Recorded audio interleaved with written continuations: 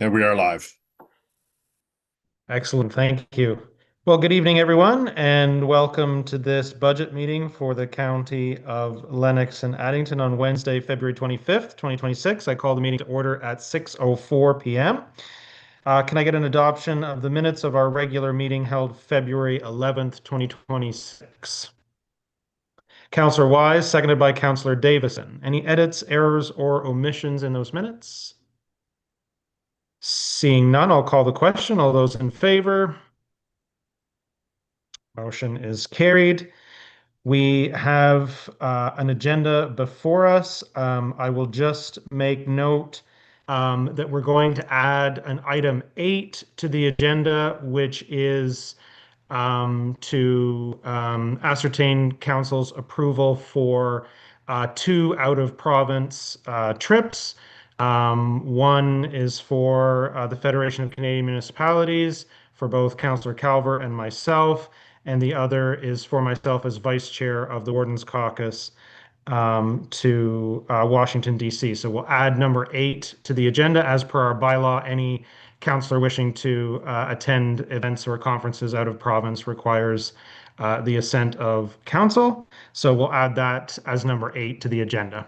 So can I get a motion to adopt the agenda as amended? Councillor Fritsch, seconded by Councillor Hook. Call the question. All those in favor?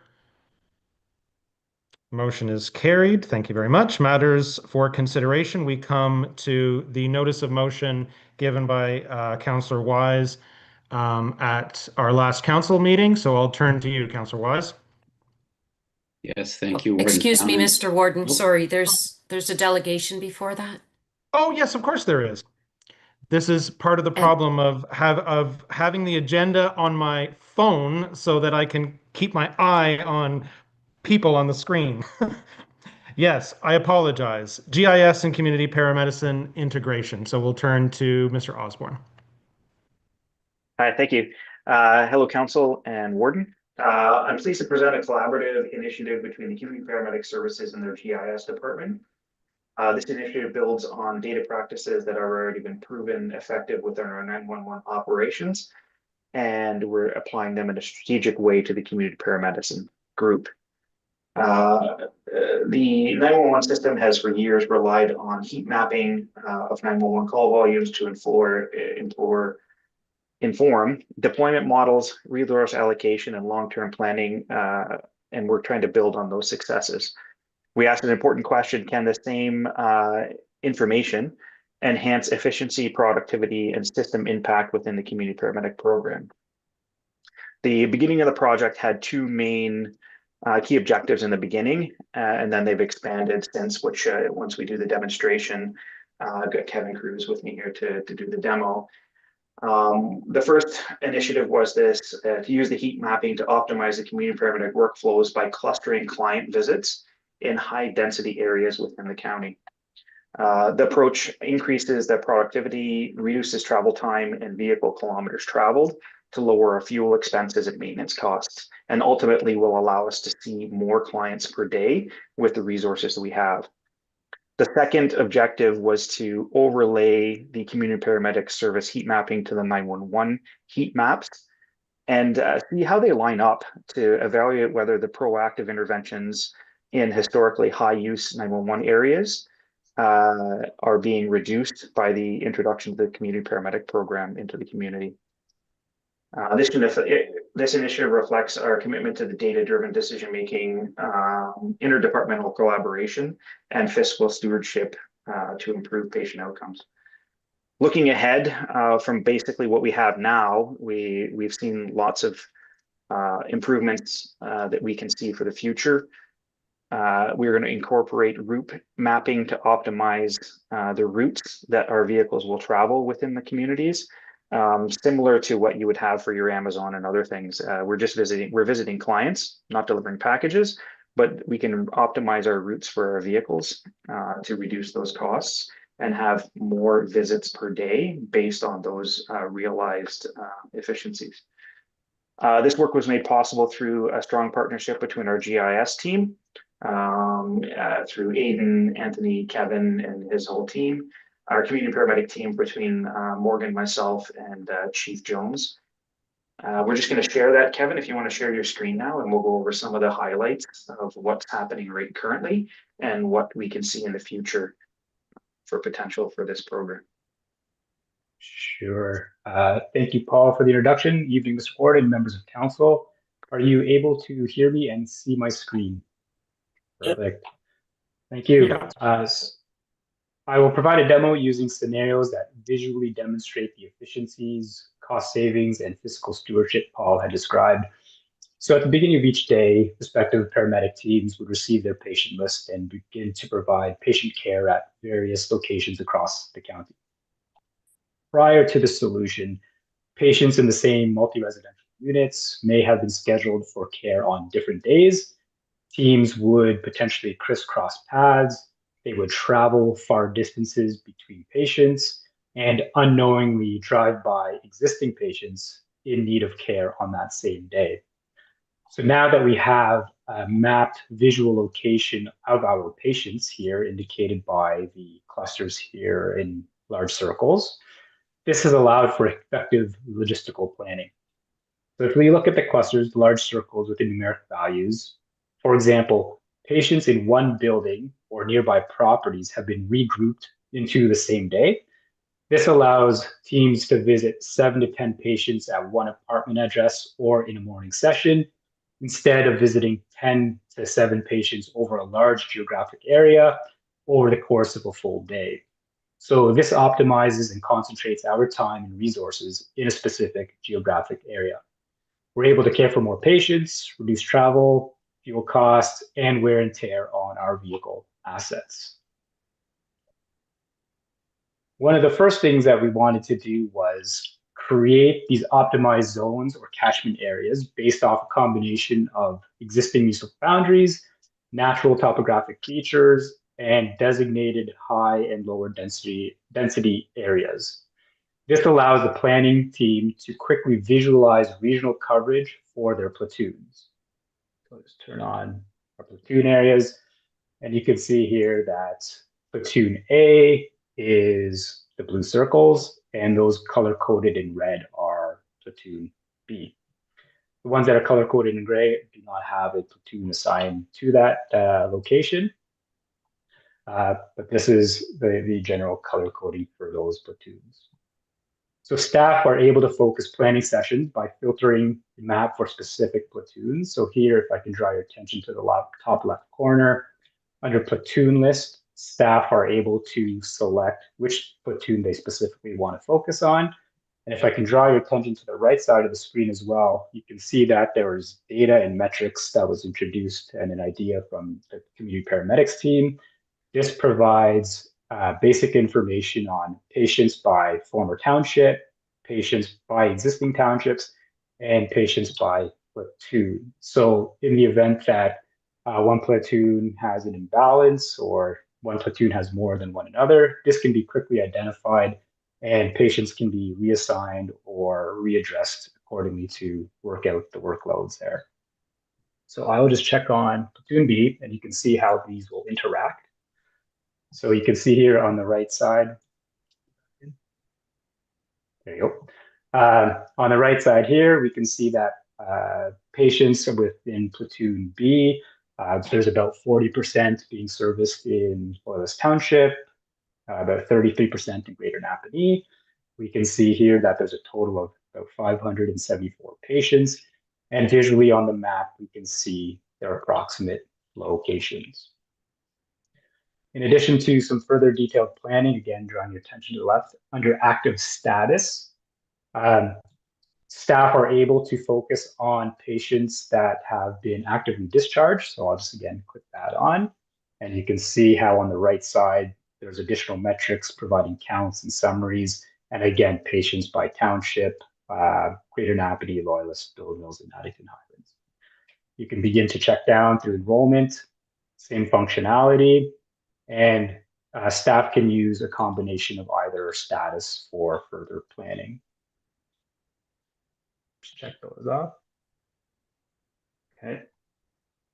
Staff are also able to search for specific individuals or a group of patients. So this also displays their specific location, offering further effective planning. So here on the left side under client number, if we were to select just for fun, just these two, I want to zoom out just to ensure we protect the individuals on this list, their location.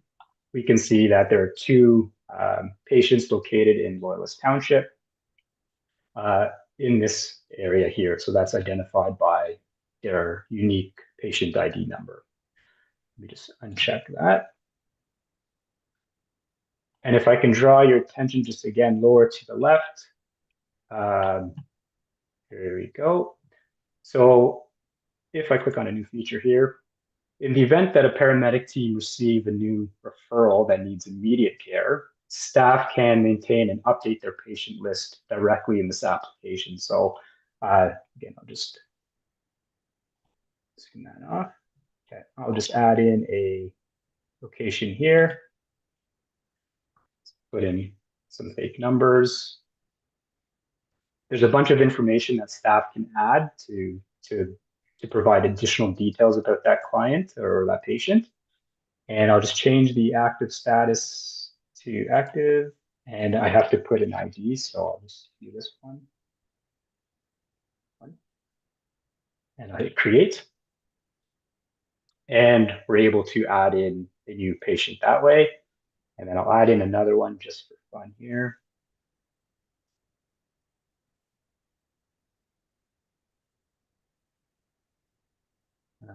And a new ID. Okay. And I'll hit create. So in this application themselves, this results in a self-serve, self-sustaining design where staff are able to maintain their own client list. Now, using those two patients I just added in, alluding to what Paul had mentioned about optimizing routes in real time, if I go to the top right corner in the directions, I can search for those clients we just added. So here, I'll just go to the paramedic list. This was the numbers that I used here. And you can see on the map side, it's automatically adjusting.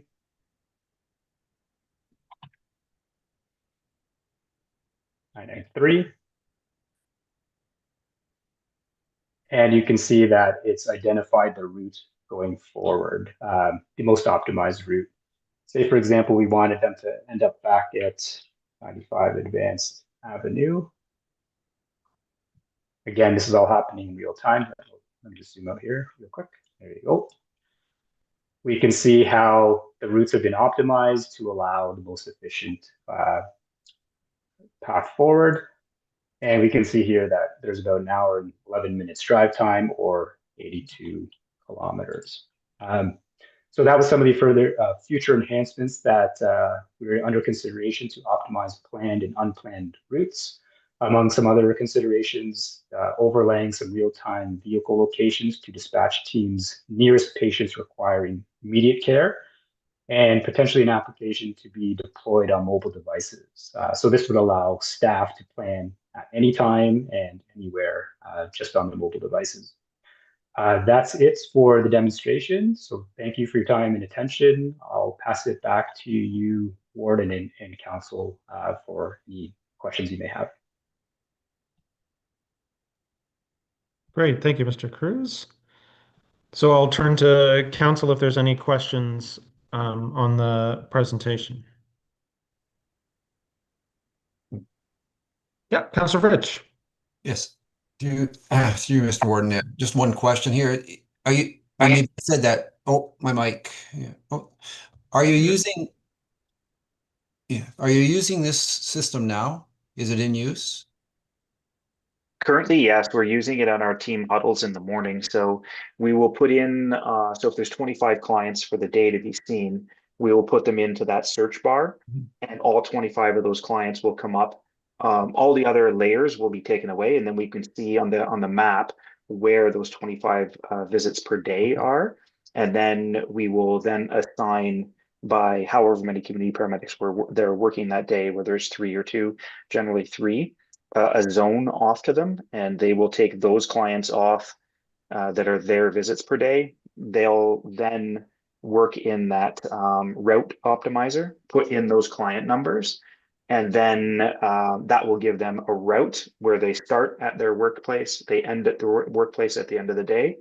They will have all of those addresses listed, and the map will then send them on the most optimal route to complete their visits per day. May I ask just a follow-up question, Mr. Warden?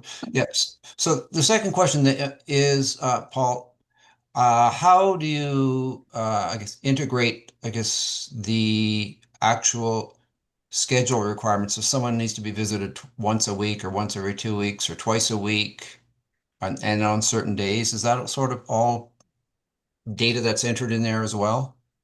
No, so this is another tool. So our actual software that we use for client data and client charting is a separate software. So this is just a tool in addition to that software where that software can't provide that information. So our GIS department took over that task and created this for us to help optimize that. In the other software, we could not see those clusters. So we would, the staff would be on many visits, and like we said, they would be crossing over. So I just ran the numbers, and last year in 2025, our 3 vehicles drove 110,000 kilometers just inside the borders of Lennox and Addington County.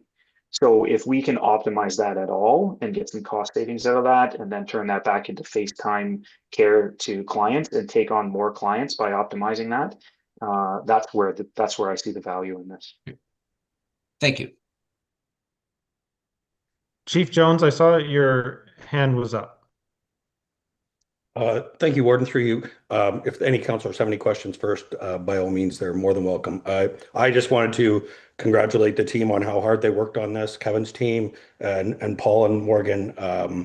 It was an idea up in the sky, and we threw it out there, and they really have come up with something that is just truly unbelievable, and it shows the power of, 2 organizations. All it takes is for them to talk and to realize what we can do when we work together. So kudos to my teams. Thanks, Chief. Absolutely. It's very impressive. Councillor Calvert. Yes, thank you, through your Warden. Yeah, that's an awesome program you've got going on there. It's like a really souped up version of the Google mapping. It's too bad Google couldn't get on that when you've got to do multiple stops to be able to send you the right way without having to go back and forth and here and there. So it's very nice, and I can see definitely where there's going to be some savings in it. Good job, everyone. Thanks, Councillor Calvert. Anyone else? Questions, comments? Then I would ask for a motion to receive the presentation, I dare say with thanks. Can I get a mover to that effect? Deputy Warden, seconded by Councillor Fritsch. Any further discussion? Call the question. All those in favor? Motion is carried. Thank you very much. Before we move any further, I must return to up on the agenda. Are there any disclosures of pecuniary interest or the general nature thereof today? Seeing none. Now we come to Councillor Wise and his notice of motion given at the last meeting. So I'll turn to you. Yes, thank you, Warden Townend. I'm sure everybody is aware of the Alto high-speed rail proposal, which seemed to emerge rather abruptly early in the new year with the announcement that the deadline for comments on the generally proposed routes would be, and any other comments, would be the end of March, I believe March 29th. So I think I can't do better in introducing this motion than read from one of the many emails I've received from very thoughtful people, some with considerable expertise in geology, in transportation, logistics, and a number of other fields. This particular person writes, the recent public messaging surrounding Alto presents the project as unquestionably beneficial for Canada's economy and communities. And that isn't the full picture. Across rural Ontario and Quebec, there's widespread and growing opposition from residents, municipalities, landowners, farmers, and community groups. who feel blindsided by the scale and speed of this initiative. Public awareness of the project remains insufficient, and that is certainly true. I daily, as I'm out and about in the community, I meet generally well-informed people who are only vaguely aware, if at all, of this project. So communities are now scrambling to understand a multi-billion-dollar project that could permanently alter their land, water systems, local economies, way of life, emergency services, routing, and other issues. Consultation that begins after corridors are identified and momentum is established does not build trust. The designation of Alto as a project of national interest has placed it on a fast track. The High-Speed Rail Network Act, embedded in Bill C-15, introduces sweeping changes to the Expropriation Act, including eliminating public hearings that previously allowed communities to formally object and be heard. Proposed amendments to Bill C-15 further accelerate land acquisition and significantly weaken landowner rights by limiting the ability to negotiate compensation. Now, my understanding is very recently, some of that concern may have been allayed in an agreement with the opposition, but still, expropriation in some form or other is frightening a lot of people. So my motion is simply, at this time, not to take a stand. It is to ask staff, as I believe is written in our agenda, to study the issue to the extent possible in the time available, come back to council with considerations for council to look at, and for council ultimately to take some position on this issue. So that is my motion. Thank you. Thank you very much, Councillor Wise. So that motion is on the floor. I'll take a seconder. If there's a seconder for that motion, Councillor Davison. Excellent. So now we can go to discussion. I'll turn to council first. I have some comments of my own, but I'll turn to council first. Councillor Fritsch. Yes, through Mr. Warden. Yes, certainly support the initiative to for the county to look at this and bring back a report.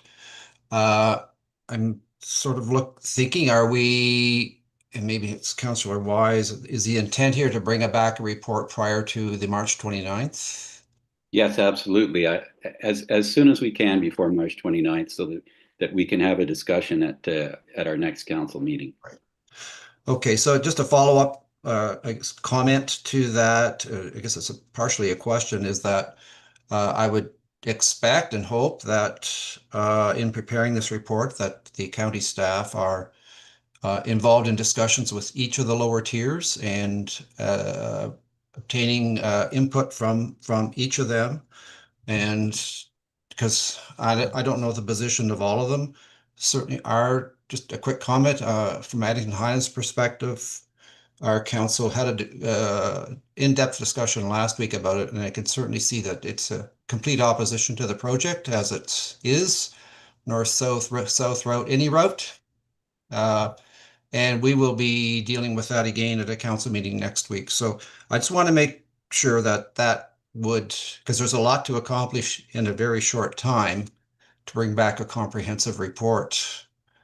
Anyway, I said my piece. We'll all be involved, and that's what's most important. Thank you. Thank you. I can assure you, Councillor Fritsch, that staff have been working on this in the meantime, not anticipating council's decision one way or the other about Councillor Wise's motion. But yes, those conversations are happening so that staff can bring back a fulsome report. Ms. Orchard, did you want to speak to that? Yeah, go ahead. Through you, Mr. Chair, just to make council aware, I have asked Stephen Paul, our director, to work on that report with the assistance of Ann Angelotti, our planner. So we've started looking at it already. We just supposed that this was going to be the direction of council. We wanted to get a head start because we were just mindful of the short time frame of the end of March, knowing that you would need a report at your March council meeting in order to meet that timeline. So that's underway. If any of you have received emails that you would like to forward to Stephen for their information. Like you might have you might have an email that has a different perspective that they haven't come across. Feel free to send those along, and you can have that report on your March agenda. Thanks, Ms. Orchard. Any other comments on the motion?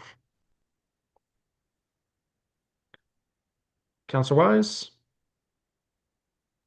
Yes, thank you, Warden. I would just add, in case anyone isn't aware, that Alto has a interactive map.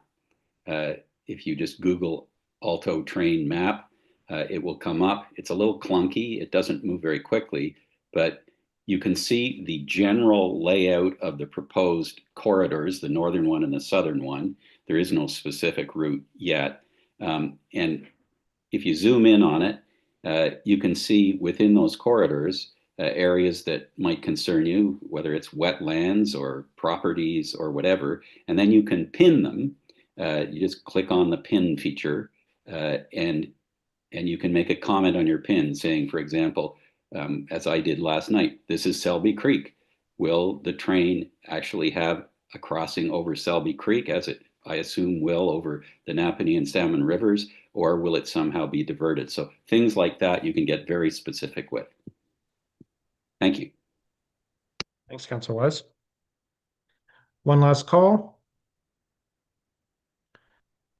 Before I call the question, I'm just going to thank Councillor Wise for bringing this forward. I can let Council know that I've received a lot of correspondence about this issue as warden, seeking for the county to take a position.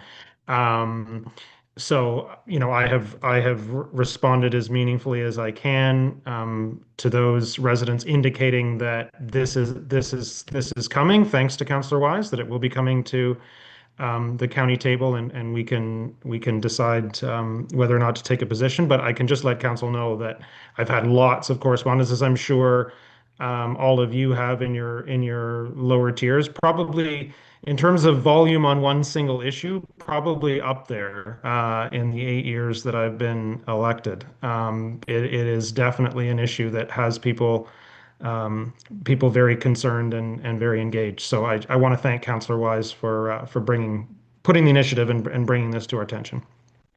So with that, I will call the question. All those in favor? Motion is carried. Thank you very much. And we come to item 2, Medivy Health Services Contract. Through you, Mr. Chair. So we're coming into the third year. We're in the third year of our contract with Medivy. And just to refresh everybody's memory, that is for Medivy to provide us with our chief and also the back office supports, training, group purchasing, and all of the other things that come along with Medivy, because as you know, they operate paramedic services across the country, the entire province of Nova Scotia, New Brunswick, PEI, and Newfoundland, and different areas within Ontario and out west, and I think up north. Anyway, so we have to, if council's interested in continuing on with the contract, we have to renegotiate the contract. Medivy has to give us notice by the end of June on their intention to continue with the contract as of December 31st of this year. I'm just seeking council's approval to begin that negotiation process with the complete understanding that I would be bringing back a draft agreement for your consideration prior to our June council meeting. I just need your approval to go ahead and start the negotiation process. Thanks, Ms. Orchard. Councillor Calvert. You're muted, Councillor Calvert. Sorry about that. I'll make that motion to move forward. With everything they've done so far has been just fabulous, and I think we should continue. I'm happy to put a motion on the floor, so I'll take that motion to adopt the recommendation. Can I get a seconder for that motion? Councillor Hook. Any other further discussion on the motion? General willingness to proceed? Okay, I'll call the question. All those in favor? Motion is carried. Thank you very much. Item number 3, Federation of Canadian Municipalities. This has come to us before. Mr. Day. Through you, Mr. Warden. The one thing I would like to highlight, I did have a discussion with the lower tier treasurers last week, just to check to see if the lower tiers were members of the FCM. 3 of them are Stone Mills, Greater Napanee, and Loyalist Township have memberships for 2026. I just wanted to bring that to your attention. Based, if you saw in the report on their billing model, it's based a base rate plus a per capita base, so it would almost be a duplication if at this time if the county did decide to join, but it's for council's consideration. Thanks, Mr. Day. I'll turn to council if anyone wants to launch the discussion one way or the other. Councillor Richardson. Thank you, and through you, Mr. Warden, and thank you, Mr. Day, for bringing that to your attention, because I was going to ask that question anyways. I guess the question is there a need for the duplication, because the same taxpayer is paying twice in 3 out of the 4 municipalities? So is there a need for the duplication to become a member at the county level, or is it to our advantage to have the county be the member and the rest of the lower tiers not be? I guess my question is what's the advantage of either the upper tier being the member of FCM or the lower tiers being the FCM? Is there an advantage either way? But ultimately, the duplication is what concerns me, because the taxpayer is paying twice. So, yeah. Mr. Day, do you want to respond to that? Through you, Mr. Warden. I do have those same concerns. I think it's depending on what you want to lobby against, so based on at the county level services or the lower tier services. But I do agree we could look at it for 2027 if it's better suited, especially after the lower tiers have had an experience being a member, if it's better served at the upper tier level, and then get one membership to serve all lower tiers. So I can't really make a real opinion on both, because I'm not really quite sure what the lobbying and that they would do on your behalf. Councillor Fritsch? Yes, through Mr. Warden. Just a quick question. Mark, is the membership a calendar year membership? Yes, from my understanding, it's a calendar year. Yes. Yeah. Okay, so this discussion could be had in the fall sometime. Okay, thank you. Others? Yep, Councillor Wise. Yeah, I think Councillor Richardson raises a good point.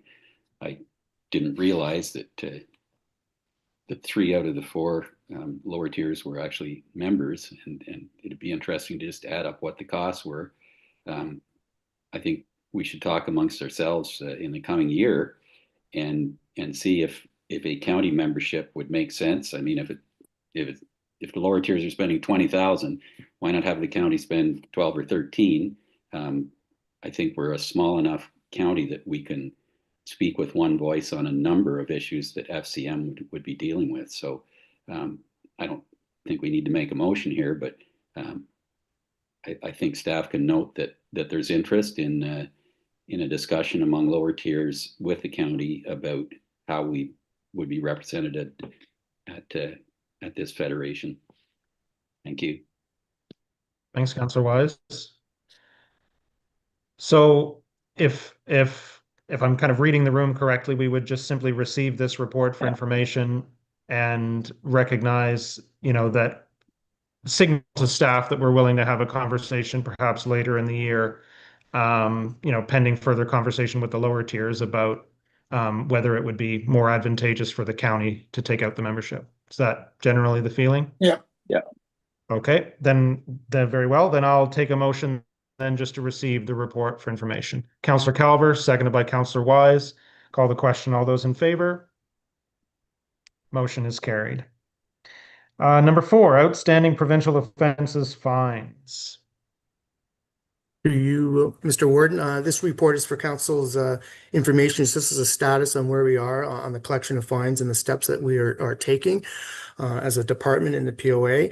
I just want to highlight that we'll be bringing a report later on to council on regarding internal collection fees that maybe we could be charging at the administration level, and some municipal policies and circumstances about some fines that we deem as uncollectible and appropriate for administrating write-off.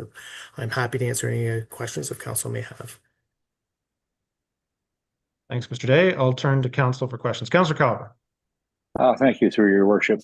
Yeah, Mark, could you maybe just explain for the public that are watching? Somewhere I've seen the number of $10 million outstanding. Is that correct?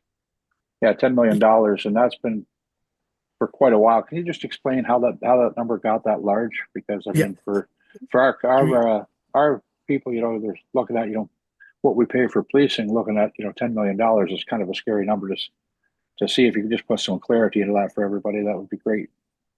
Through you, Mr. Warden, yes, a large sum was transferred over in '98 when it was downloaded. There are legacy fines that we did take over. That exact amount, I don't have the top of my head on what the amount was when we did take over in the downloading. What's also a little bit different is these are not booked as receivables on our books anywhere. The revenues actually recognized when we collect the fines. So that is why you don't see 10 million on our books anywhere as outstanding, due to the fact that people have their day in court if they want to, and those fines could get adjusted, and that's why it's not as recognized as revenue until the fines are collected. But that being said, this is a concern amongst a lot of municipalities across the province. And in fact, in the report there on February 12th, our POA manager met with quite a few other service managers and along with the Ministry of Attorney General to see what can be done in the collection of these fines and to make it reasonable and to move forward with this situation. Perfect. Thank you. Other questions? Councillor Hook. Thank you, Mr. Warden. I have a question. These fines would include fines on the provincial highways within Lennox and Addington County. Is that correct? Like 401 and Highway 41 north of Caledar, which is the provincial highway. Would those all be fines that would be in this group of fines? Through you, Ms. Warden, yes, that is correct on where the ticket is issued and submitted to our court for processing. And it does include some Part 3s, which could be ministry environment fines and those type of MTO fines for that type of thing as well. Okay, thank you. Others? Councillor Richardson. Yeah, just more of a comment than anything, Mr. Warden, is that a number of years, of course, I had integral knowledge of that, and this $10 million number has grown exponentially over the course of probably 15 years. So it hasn't dropped. I can't remember exactly what that number was, but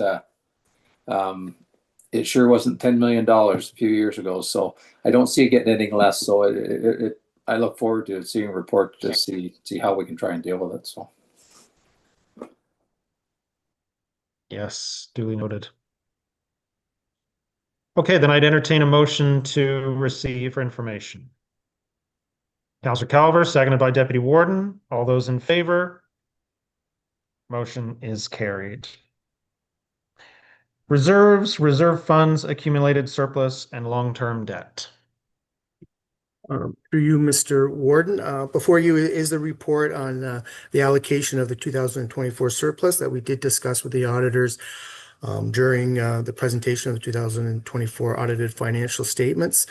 Through you, Mr. Warden, I do have a couple of summary slides I'd like to share in relation to the report. It's just a couple of the summaries that are included in your agenda for this evening. So if I can share my screen, I'd like to do that. Yep, by all means.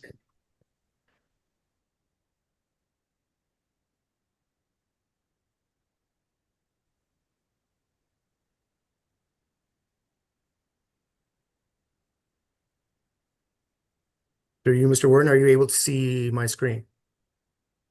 Yes, sir. Okay.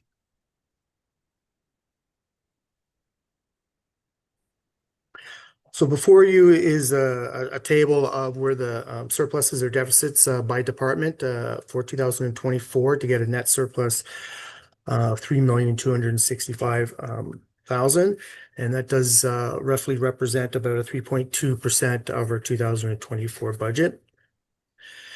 And you can see there's different variations there. The big one this might stick out there is a deficit in paramedic services, and that's really, as you know, in 2024 when we discussed the WSIB rate adjustments, and that kind of stemmed from created when we had to do the actual adjustment on the rates, created a deficit, and also with some part-time coverage on the shifts. Other than that, we do look at it as a net gain, which was in reason with a municipality of our size. And with that allocation, we're proposing to allocate the reserves per this table that's also in your report. You can look at just helping to fund our capital and one-time costs, and that's why we're increasing the reserves. At our last budget meeting, there was summaries of the reserve balances and what we project for moving forward. So this is the allocation of that reserve that we're looking for council approval on for tonight. Then we do have a summary of the 2024 surplus allocation, along with anticipated 2025 balances in those reserves and reserve funds, and also an update with the long-term debt and accumulated surplus. And in your report, there is the reserves are explained in a little more detail on what they're used for and how they came about and the allocations of these funds. I do want to point out this is subject to audit for 2025, and there could be further adjustments. Specifically, I'm thinking there might be adjustments to the roads and bridges budget due to the reconciliations that we'll have to do with our winter maintenance costs with the lower tiers. We could be having to transfer funds from the reserves to handle some of those overages. As we know, it's been a very difficult 2025 for snow removal and maintenance costs. So there could be adjustment to that reserve to handle those increases in expenses. So I'm happy to answer any other questions that council may have, but I'm just looking for council approval on that. I'll stop sharing my screen for now so that you can see everyone.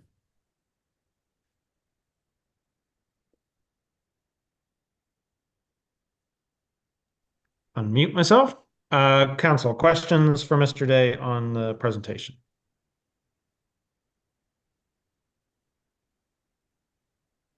Seeing none, what are council's wishes with respect to this? We do have a recommendation. Deputy Warden. Thank you. I would move to receive and adopt the recommendation. Move to receive and adopt. Councillor Davison seconds. Further discussion on the motion? Seeing none, call the question. All those in favor? Motion is carried. Assessment and tax policy decisions. Through you, Mr. Warden, again, if possible, if I could share my screen, I do have some more slides in relate to this report. Yep. Okay.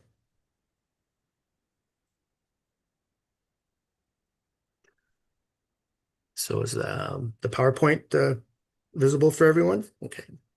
Yep. Okay. So really, the first part of this slides or presentation, just want a refresher for council and for members of the public that may be viewing tonight, just on taxation and assessment and ratios on just how they affect our taxes. So obviously taxation is impacted by what is the levy requirements by not only the county, but also the lower tiers, and also with the education levy requirements that were dictated from the province as to what we levy. Also with regards to property assessment and obviously the tax policies. Obviously, council is well aware that the county sets the taxes for county purposes at this level, municipal taxes at the lower tier, the education taxes and the rate is set by the province. Assessment is determined by MPACT, which is a provincially corporation that is required to do the assessment for all municipalities, and then the tax policies that we can set at the county level, but they're, as council is aware, heavily guided by the province and into what we can do and them for introducing any new changes. Just a review, even from our last meeting on the assessment, it's still valued at the January 1st, 2016 market value rate. It was phased in over 4 years. Decreases in assessments were recognized that first year, and then it was 2020 was the fourth year of the phase in. During 2025, there was no reassessment taken place by impact, so adjustments or assessments, I should say, are the same as the 2020 ending phase-in value. And any changes is based due to growth or any changes to the property that have required an assessment change to those properties. Total county assessment, including payment in lieu of taxes, is 6.61 billion. Residential represents about 80.28% of that total. And the weighted assessment is really the assessment times the tax ratio. The breakdown by lower tiers, Addington Highlands represents about 8.4%, Loyalist 38.8%, Napanee 36.8%, and Stone Mills is at 16%. And these are very almost exactly very similar to last year's total, so they have not changed that much. This next table actually shows relationship between your total assessment and the proposed total levy that we have in our budget for 2026. This kind of illustrates that even though residential is kind of almost the same relationship for our levy requirement, if you look at the 6.5 the taxable assessment, 6.5 billion and the levy of 40,382,000. They're roughly the same. Where you do see the difference or the correlation between commercial and industrial properties that do have a higher ratio, their total assessment might be a lower percentage, but their portion of the tax levy is higher as compared to what their assessment level is. And this is why we're always pushing for commercial and industrial development to help relieve the pressure on the residential ratepayer. So whatever growth we can get in commercial and industrial really does help relieve the pressure on the residential. But that being said, any growth is good. Any residential development growth is good as well, because that spreads out the tax levy requirement and helps any increases in assessment we can get, in theory, will help lower the rate and relieve those pressures on that. As maybe I'll just revert back to when the last budget presentation on our growth was 1.4. It represented 620,000. So whatever growth we can get helps relieve the pressure for the levy for the next year. This graph just graphically illustrates that relationship between the assessment and the percentage of assessment rated to the percentage of levy. So it's just really that table before in a graphical form for council's viewing.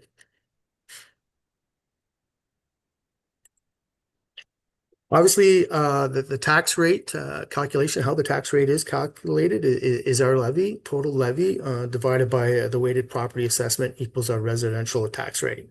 So the property assessment times your tax rate, obviously, it's the person's taxes on what they do pay.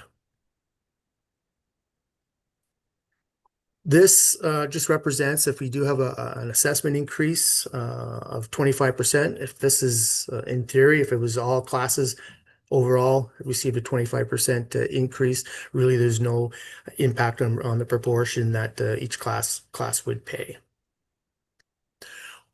Where you do see sometimes in reassessments, even though we haven't had one, but I'm sure one will be coming, depending on if that depending on the property class, then you can see where the shifts can change. And even within a class, for example, inside the residential class, I know two assessments ago, waterfront properties went up higher in relative to the regular residential property. So they saw an increase in their burden of the taxes. And then same thing with the last assessment in 2016, the farm class had went up quite a bit percentage-wise in relation to the other classes. And I know there was a push on the agricultural community on those assessments weren't really fair. There was arguments about people buying up property on speculation and moving from bigger areas, increasing the value of the prices. But we'll see in the next reassessment what classes do get affected the most. So the tax ratios, especially the relationship to the tax rate for each property class bears to the tax rate in the residential class. So it impacts the municipal and county tax rates. The province establishes the education tax rates. Does not change the total dollars that we need to raise by levy. It just on who pays or what class does pay.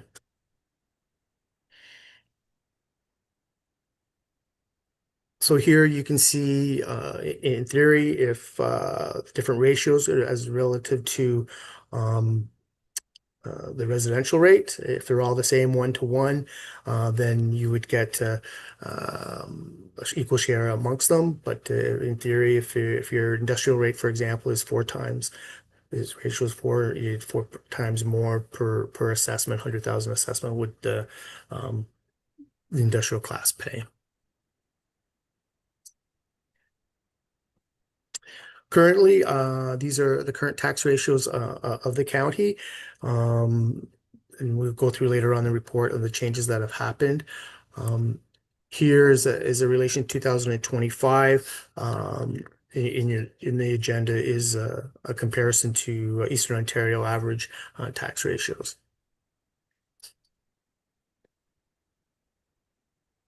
So tax ratio changes for council's consideration. This is through the years since 2001, what changes have taken place. And the new aggregate, if you remember last year, that was a drop, and there's some lobbying that was maybe unfair. It was used to be classified in industrial class at 2.17. There was a lobbying from that group, and the province dictated that the ratio was to be lowered, and that was our transition ratio. That is what is in the budget currently. I will confirm before the bylaws been prepared if there's been a change to that transition ratio, and when the bylaw does come, if there is a change, I will have a report to council in that regard. This is just a summary from 2025 taxes, just for viewing for council. Is based on the Loyalist general rate, and you can see the proportion based on 100,000 assessment. The county's portion ranges depending on the class, anywhere from 28% of the total tax bill up to 38%.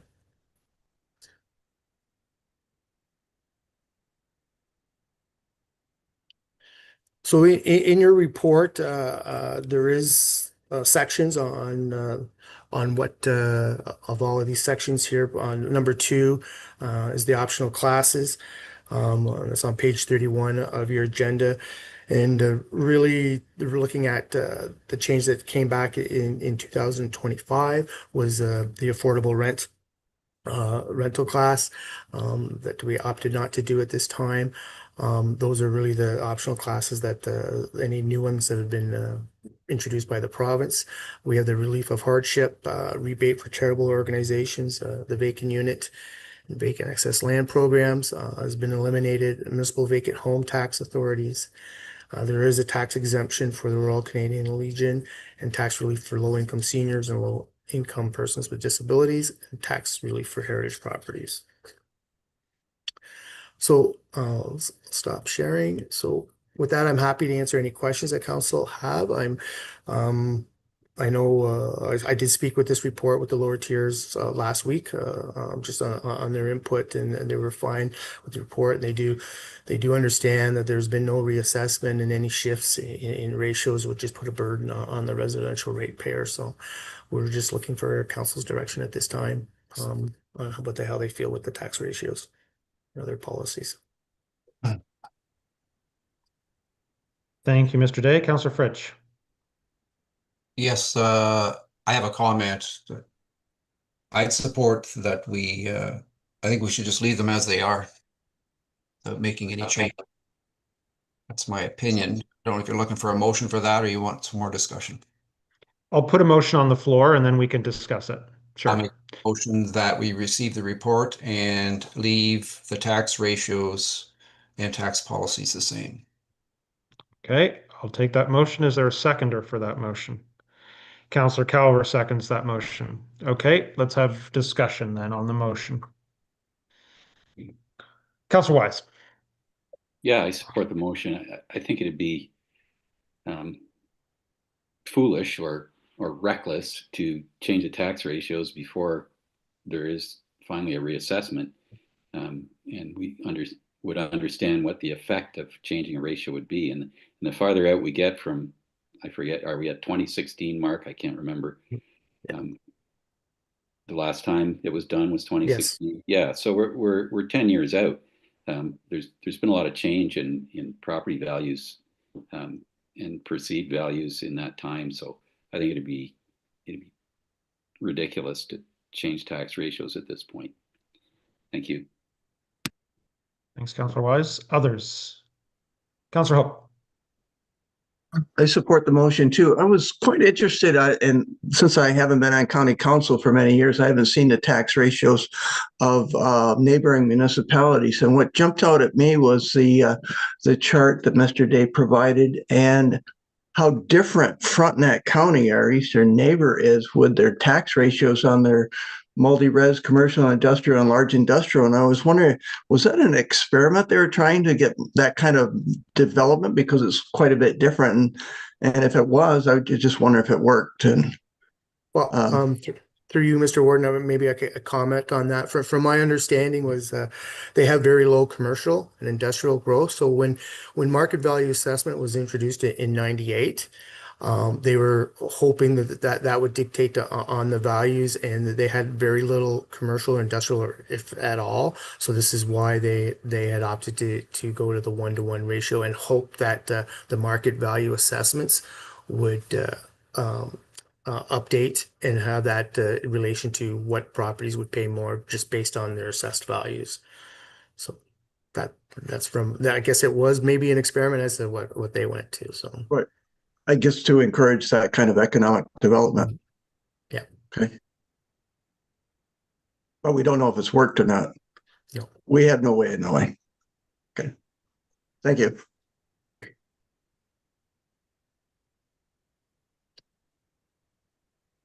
Others? All right, then I'll call the question on the motion. All those in favor? Motion is carried. Budget update.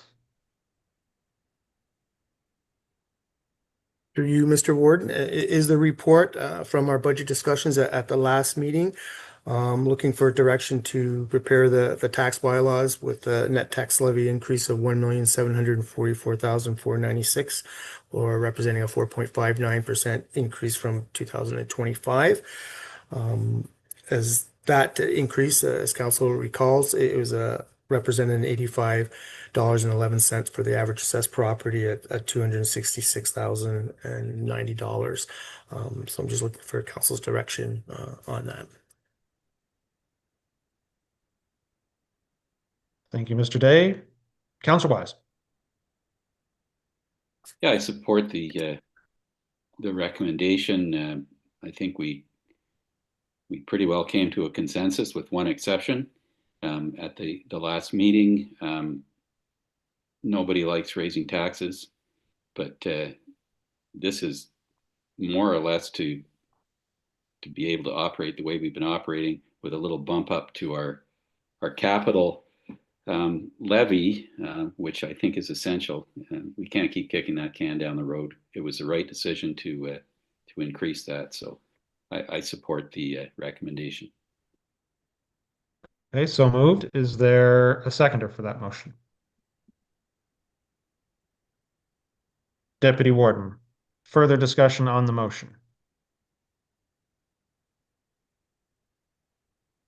Deputy Warden. I don't really have much discussion. I would just like to clarify something with Mr. Day. And it's more for the people that may be watching this. You hear a lot of comments when we publicize what the tax rate is and the impacts, and we use the average residential cost that this is put against, and everyone is commenting about how low it is. So what's the real price that their residents might be taxed at? So we've already kind of touched on this, but I just wanted, for the benefit of the viewers, when those values are being presented, they're presented at the 2016 value of their property, which was the last time the province assessed it. And so we have to use those numbers and work with them to be able to come up with their taxes. And if for when the province does do a reassessment, they will equalize out because the tax assessment would go down if there was a large increase in the value of the property. Could you just confirm that or speak to it, please? Yes, through you, Mr. Warden, that's exactly right. If there, whenever there is a reassessment, I think I touched that on the last budget meeting, and there is that, if you look at the last report, there's that link. So if our assessments go up, if we require the same amount of levy, the tax rate in theory should come down. So that's why you might look at, even if you compare it to other municipalities, even if you look at Toronto, some people might say, well, their tax rate is a lot lower, but their assessed values, even based on 2016, are a lot higher than what our values could be on a residential property. So they're almost paying the same amount of taxes because their values, assessed values, is a lot higher.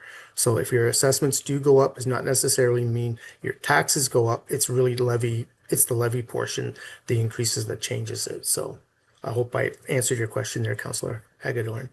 Yes, thank you. Okay. Today. Further discussion on the motion?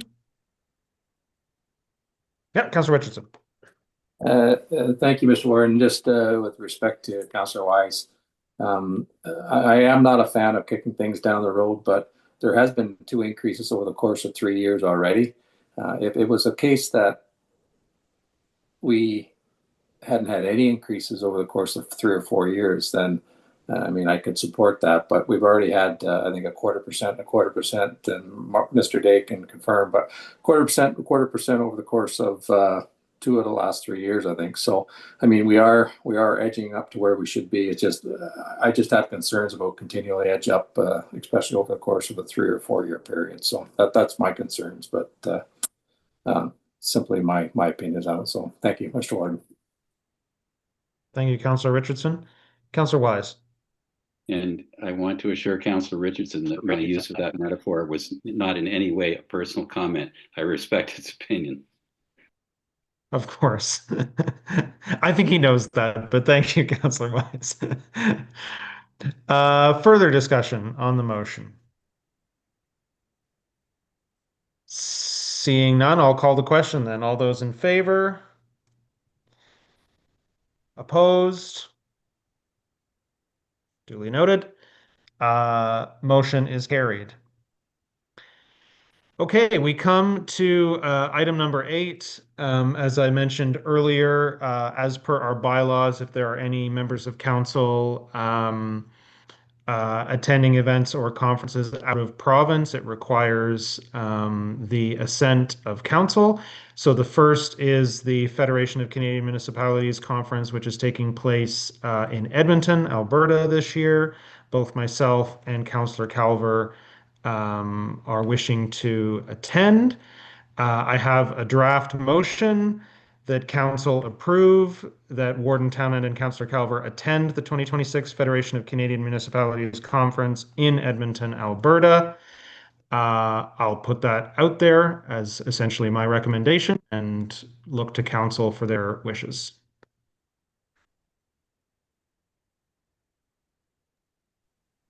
Cool.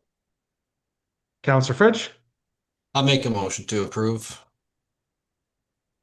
Motion to approve, seconded by Councillor Hook. Discussion on that motion? Then I'll call the question. All those in favor? Motion is carried. Thank you very much. And the second has to do with myself in my role as the Vice Chair of the Eastern Ontario Wardens Caucus. Council may recall that last year at the Great Lakes and St. Lawrence Cities Initiative Conference in Milwaukee, Wisconsin, the EOWC signed a memorandum of understanding with the Great Lakes and St. Lawrence Cities Initiative. Every year at Capitol Hill in Washington, D.C., there is a Great Lakes Week, which is essentially a week-long advocacy period for those in the Great Lakes region. So the Great Lakes and St. Lawrence Cities Initiative has personally requested a presence from the Wardens Caucus to help them in their advocacy efforts with their congresspeople on Capitol Hill to persuade them of the importance of the bilateral relationships, across the Great Lakes region between our two countries. And so myself as vice chair and Bonnie Clark as chair are wanting to attend and oblige the Great Lakes in their efforts. So if it is council's wish, the motion I would put to council would be that council approve for Warden Townend as vice chair of the Eastern Ontario Wardens Caucus to attend the Great Lakes and St. Lawrence Cities Initiative Advocacy Days as part of Great Lakes Week on Capitol Hill in Washington, D.C. from March 2nd to March 5th, 2026. I'll turn to council. Councillor Wise. Yeah, I'll support that motion. Thank you, Councillor Wise. Is there a seconder? Deputy Warden, any discussion? Call the question. All those in favor? Motion is carried. Thank you very much, Council. Resolutions.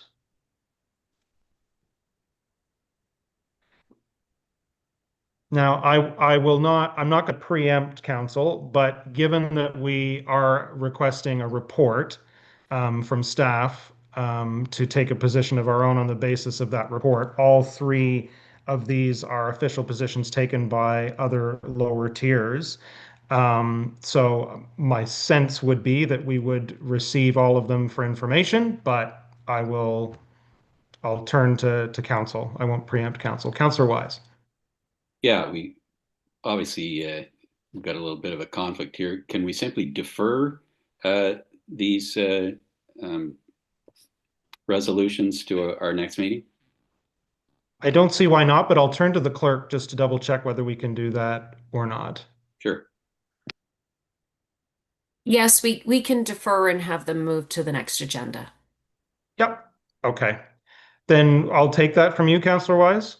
Yes. Motion to defer those resolutions, those three resolutions. Councillor Davison seconds. I'll call the question. All those in favor? Motion is carried. Thank you. Okay, statements by members. Are there any statements by members this evening? Any notices of motion? Any matters of urgency? Beyond the daily news, that is. Seeing none. We do have a recommendation to go into closed pursuant to Section 2392 of the Municipal Act 2001 as amended. This part of the meeting will be closed to the public in order to adopt closed session minutes and to discuss personal matters about identifiable individuals. Can I get a motion to that effect to go into closed? Deputy Warden, seconded by Councillor Calver. All those in favor? Motion is carried. We will move into closed. Okay, just a moment, Mr. Warden. Yep.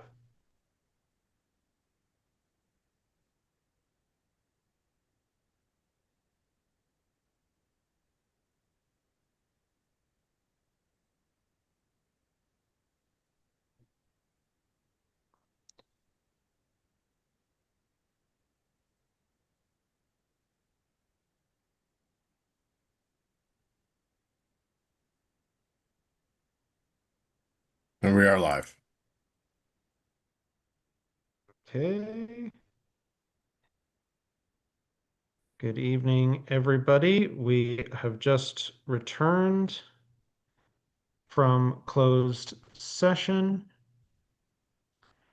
And I can say that in closed session, County Council approved minutes from the January 21st, 2026 closed session meeting and received a verbal report on a matter regarding an identifiable individual. The motion coming out of closed is that staff proceed as directed in closed session. Can I get a mover to that effect? Deputy Warden, seconded by Councillor Wise. All those in favor? Motion is carried. Thank you very much. And confirmation of proceedings, 3 readings. Councillor Calver, seconded by Councillor Hook. All those in favor? Motion is carried. And then I would entertain a motion to adjourn for this evening. Councillor Richardson, seconded by Councillor Wise. All those in favor? Motion is carried. We are adjourned at 7:43 p.m. Hey, everybody. Have